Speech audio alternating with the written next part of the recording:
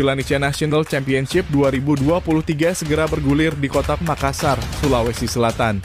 Turnamen sepak bola usia dini yang diselenggarakan Villanesia Manajemen dijadwalkan akan berlangsung dari tanggal 5 hingga 9 Juli 2023 di Stadion Universitas Negeri Makassar Fakultas Keolahragaan.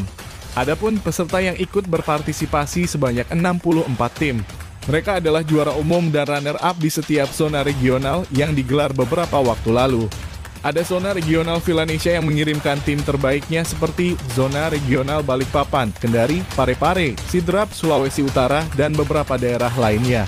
Menurut Direktur Villanesia Manajemen M. Arif Rijal, turnamen Villanesia National Championship 2023 merupakan yang kedua kalinya diselenggarakan sejak didirikannya Villanesia Manajemen.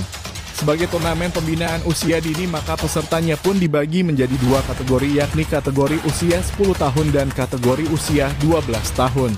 Adapun total hadiah uang pembinaan yang akan diperebutkan sebesar 50 juta. Selain itu juga ada trofi dan sertifikat.